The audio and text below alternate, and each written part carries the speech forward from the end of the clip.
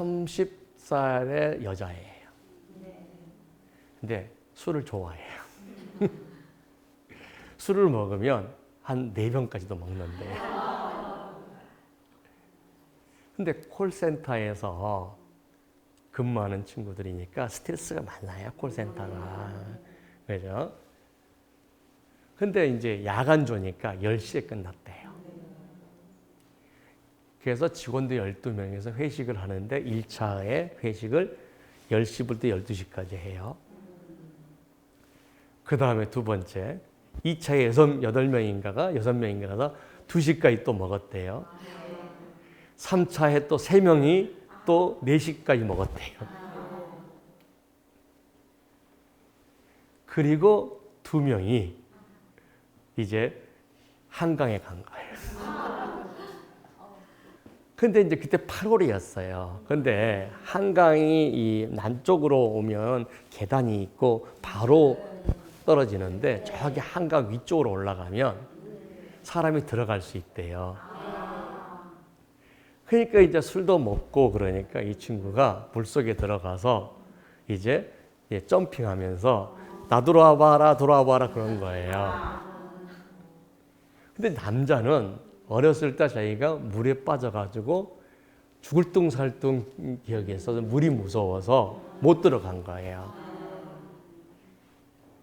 그러니까 이제 잠수하다가 나왔다가 잠수했다 나와 그랬다 그러는데 잠수하러 들어갔는데 안 나와버렸어. 그 다음날 사체로 발견. 자, 그런데 그 남자분이 좀 안 했으면 됐을 얘기를 한 거예요. 죽고 싶다는 얘기를 술 취해서 했다. 근데요, 우리 술 먹으면 감정적이 돼요. 그죠? 여러분, 죽고 싶단 말 하고 할 때마다 죽었으면 여기에 아무도 없어요. 아무도 없어요. 죽고 싶다는 말 했다고 다 죽는 건 아니거든요. 그 다음에 입양관이 중학교 3학년 때 왕따였대요. 그래서 독극물을 먹은 거예요. 독극물을. 그래서 옛날에 자살 과거 경력이 있다. 그 다음에 죽고 싶다. 이 얘기를 했다는 이유로 보험회사가 자살할 가능성이 있다라고 하는 거예요. 그래서 보험금 1억을 못 주겠다라고 하는 거 아니에요. 자, 그런데 한번 볼게요. 자살 가능성과 상해 사망일 가능성이 동시에 존재하잖아요. 그러면 보험회사는 자살로 보고 한번 싸워보자 하는 입장이죠. 근데 판례는 반대예요. 두 개의 가능성이 다 있으면 보험회사가 유서 이런 것들로 자살이라는 걸 증명하지 못하면 보험금 주라는 입장이에요. 그런데 이분이 일기를 썼어요. 그게 결정적 증거였어요. 일기를 보니까 이런 말이 나와요. 남자친구한테 음식을 해줬는데 굉장히 좋아서 행복했다. 이런 말 나오고요. 그 다음에 남자친구하고 죽은 다음 주에 넥센하고 야구장에 가기 위해서 표를 끊어놓은 게 있어요. 죽으려고 한 사람이 왜 야구표를 끊어놔요? 그것도 이제 남자친구하고. 근데 이분이 그 콜센터가 너무나 힘드니까 전직하기 위해서 빵 제과 기술을 배우는 학원을 다녀요. 그 학원에 가서도 다 등록증을 다 가지고 온 거예요. 응? 그리고 이제 생활비가 이제 많이 들어가니까 아침에 또 콜센터를 또 댕겨요. 그 택배 회사에. 자, 이런 걸로 봤을 때 우리가 자살로 보여지지 않잖아요. 그죠? 자, 이런 걸 다 증명하고 나서 보험금을 청구했으니 보험회사가 이 정도면 자살이 아니구나 라고 해서 보험금을 준 거예요. 근데 그런 것들을 보험회사가 일부러 조사하고 다니지도 않는다는 거죠. 또 보험회사 직원이만요. 그거 조사로 다니면요. 그 이적행위일 수도 있잖아요. 근데 고객들은 보험회사에서 지급을 거절해버리면 그걸로 포기를 해버린다는 거예요. 특히 자살사고가 그런 것도 많아요.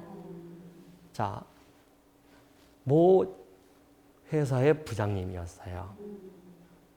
근데 직원들하고 회식하고 거나하게 취해가지고 12시 넘어서 맥주 3병을 들고 와이프하고 술 먹고 한잔 하려고 들어왔어요.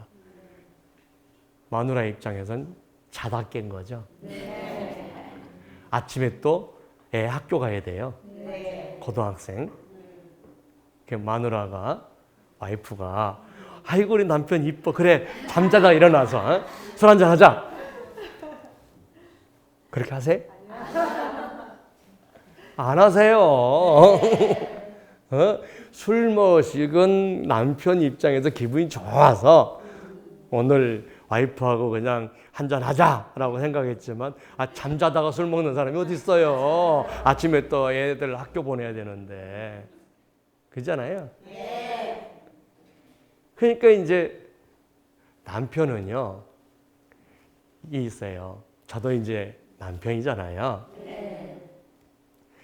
굉장히 사소한 거에 아내가 나를 사랑하고 있구나, 나를 중하게 생각하고 있구나는 그 사소한 것에 되게 만족하세요. 좀 여우가 되세요.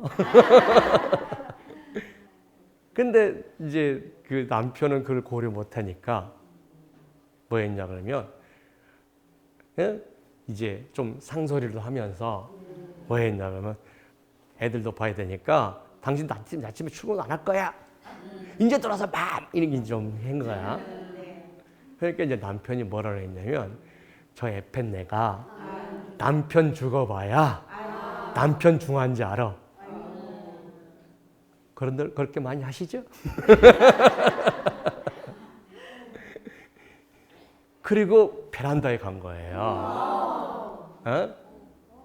근데 좀 있어 보니까 쿵 떨어져 죽어버렸어요.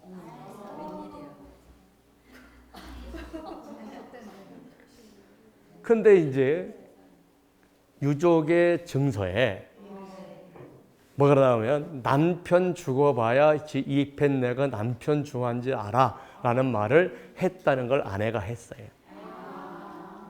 자, 남편이 내 살고 있는 아파트에서 추락해서 죽었다라고 하면요. 이웃집 사람들이요. 나 또는 시댁이나 이런 사람들이 더군다나 이제 뭐 경찰에서 자살로 추정된다라고 나와버리면 이게요. 그냥 좋은 소리가 안 들려요. 애팬내가 오직했으면 남 사정도 모르면서 괜히 막 이런 얘기를 하니까 이 여자분이 법원에 가서 또 재판에 가서 그거는 가정사를 다 들춘다는 게 얼마나 힘들어요. 그러니까 포기해버려요.